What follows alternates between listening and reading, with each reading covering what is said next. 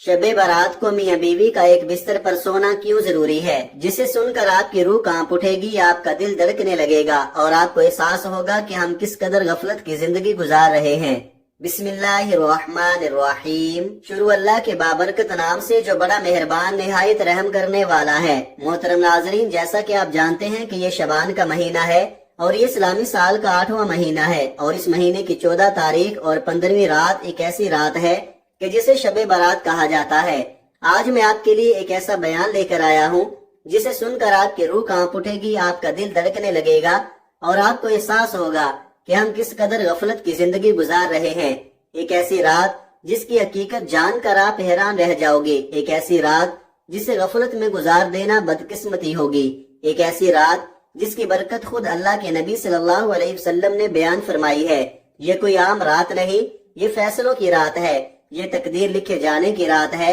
ये वो रात है जिसमें अल्लाह ताला अपने बंदों पर रहमतों की बारिश बरसाता है। जी हाँ, वो कौन सी रात है? वो है शब बारात। शब का मतलब है रात और बारात का मतलब है निजात। यानी ये वो रात है जिसमें अल्लाह ताला गुनाहगारों को जहन्नुम से निजात अता फरमाता है, तौबा करने वालों को मुआफ कर देता है और बेहिसाब लोगों की किस्मत के फैसले लिखे जाते हैं। उम्मुल मुमिनीन हजरत आयशा सिद्दीका रज़ियल्लाहु ताला अन्हा फरमाती हैं, रसूल करीम सल्लल्लाहु अलैहि वसल्लम मेरे साथ तशरीफ फरमा थे।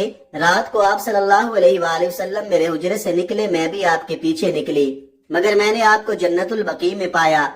वहाँ आप मोमिन मर्दों और मोमिन औरतों और शुहदा की बख्शिश के लिए इस्तगफार फरमा रहे थे।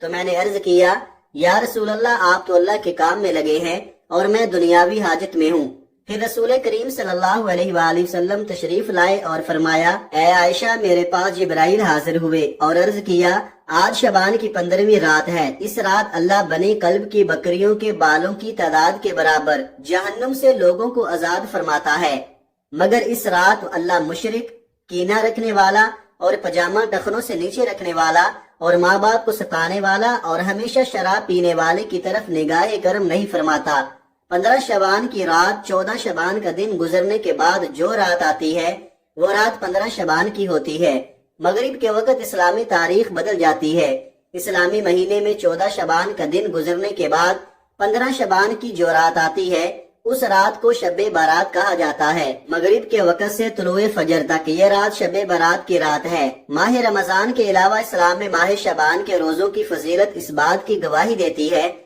कि शबान का महीना इबादत और निजात का महीना है।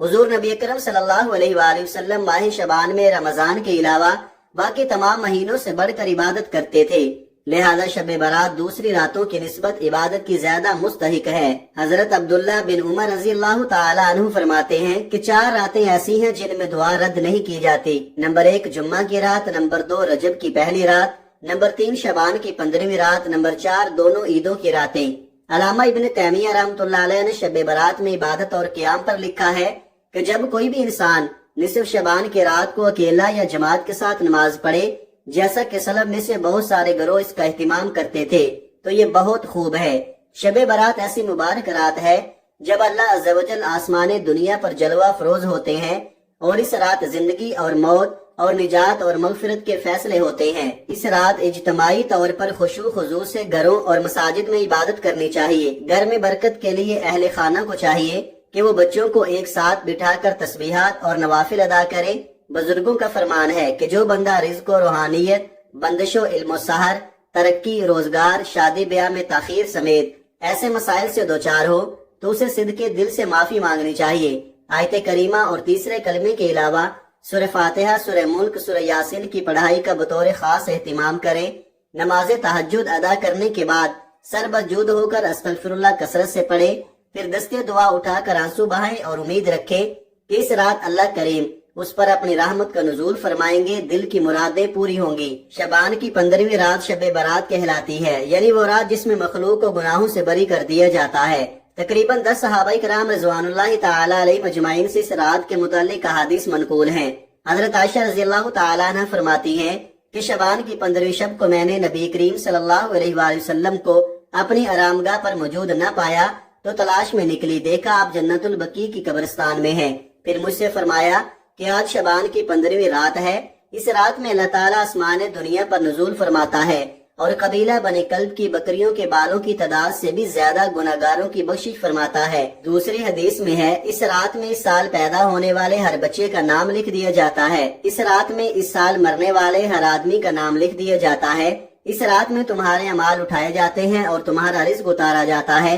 اسی طرح ایک روایت میں ہے کہ اس رات میں تمام مخلوق کی مغفرت کر دی جاتی ہے سوائے 7 اشخاص کے، وہ یہ ہیں: مشرک، والدین کا نافرمان، کینہ، بغض رکھنے والا، شرابی، قاتل، شلوار ٹخنوں سے نیچے لٹکانے والا اور چغل خور۔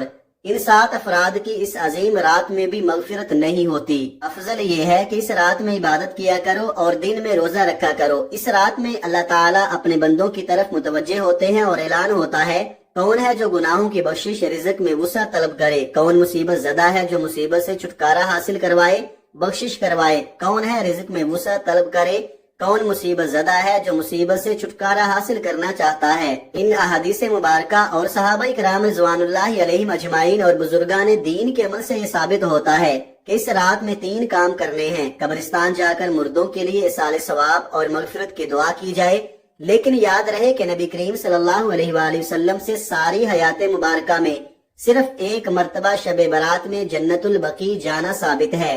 اس لیے اگر کوئی شخص زندگی میں ایک مرتبہ بھی اتباع و سنت کی نیت سے چلا جائے تو اجر و ثواب کا باعث ہے، لیکن پھول پتیاں، چادر چڑھاوے اور چراغاں کا اہتمام کرنا اور ہر سال جانے کو لازم سمجھنا، اس کو شب برات کے ارکان میں داخل کرنا، یہ ٹھیک نہیں ہے۔ جو چیزیں نبی کریم صلی اللہ علیہ وآلہ وسلم سے جس درجے میں ثابت ہیں اس کو اسی درجے میں رکھنا چاہیے، اسی کا نام اتباع اور دین ہے۔ اس رات میں نوافل تلاوت، ذکر و اذکار کا اہتمام کرنا ہے۔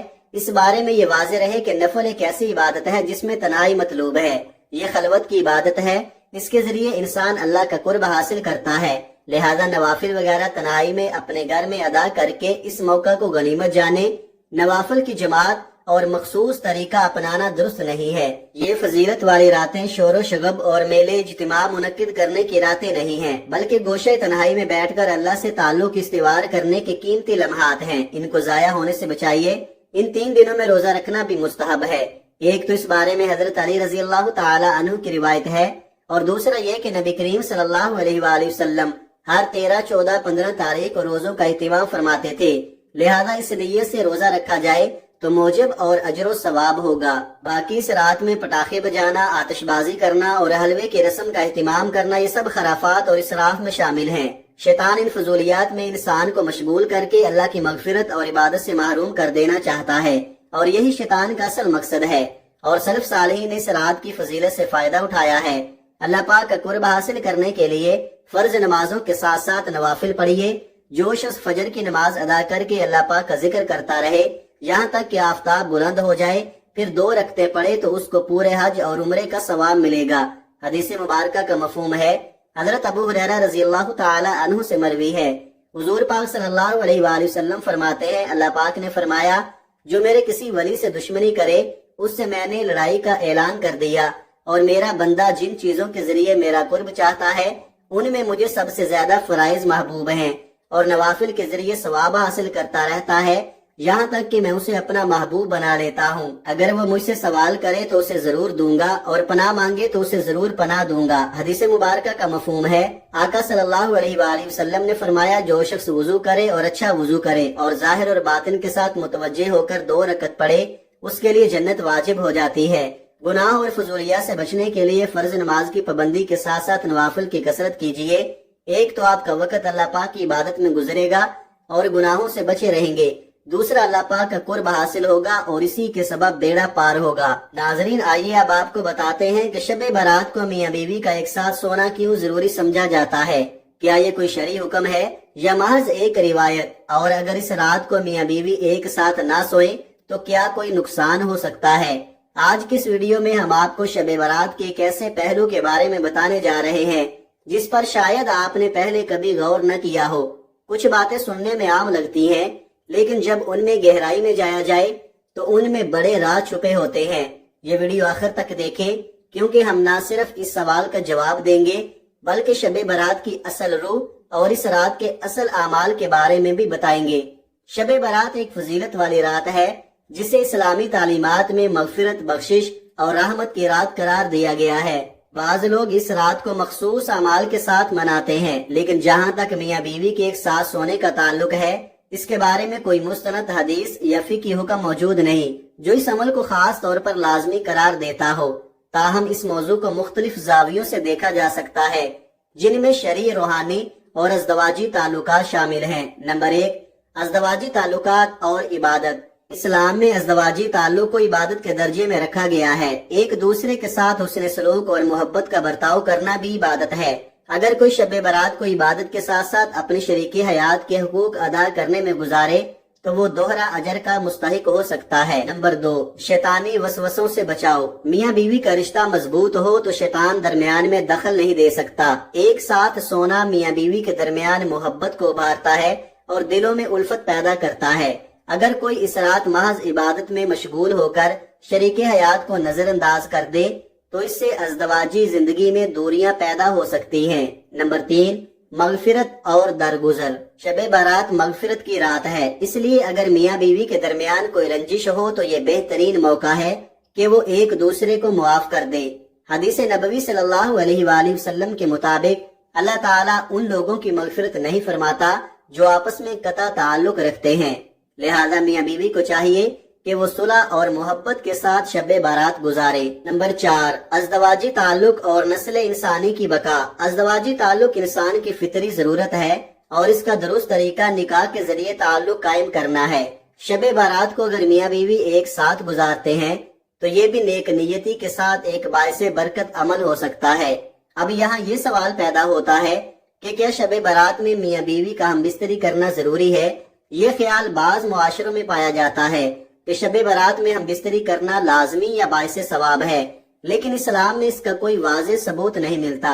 عبادت، استغفار اور نفل نمازوں کی زیادہ فضیلت بیان کی گئی ہے۔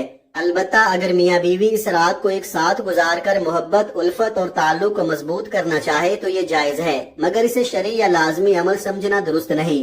شب برات میں عبادت، توبہ، استغفار اور حقوق العباد کی ادائیگی پر زور دیا گیا ہے۔ میاں بیوی کا ایک ساتھ سونا اور ایک دوسرے کے ساتھ محبت، الفت کا برتاؤ کرنا ایک مستحسن عمل ہو سکتا ہے، لیکن اسے شرعی فریضہ یا ضروری قرار دینا درست نہیں۔ اصل مقصد اللہ کی رضا حاصل کرنا اور اپنے اعمال کو بہتر بنانا ہے۔ ناظرین، اگر آپ کو یہ ویڈیو پسند آئی ہے اور اللہ تعالیٰ کی رضا کے طلبگار ہیں تو کمنٹ باکس میں اللہ تعالیٰ کے 99 ناموں میں سے ایک نام ضرور ٹائپ کریں۔ یہ آپ کے لیے بھی باعث برکت ہوگا اور دوسروں کو بھی اللہ کے بابرکت نام یاد کرنے کا موقع ملے گا۔ اللہ تعالیٰ ہم سب کا حامی و ناصر ہو، آمین۔ اپنا بہت سارا خیال رکھیے گا، ہمیشہ ہنستے رہیں، مسکراتے رہیں۔ ملتے ہیں کسی اگلی ویڈیو میں، تب تک کے لیے اللہ حافظ۔ السلام علیکم ورحمۃ اللہ وبرکاتہ۔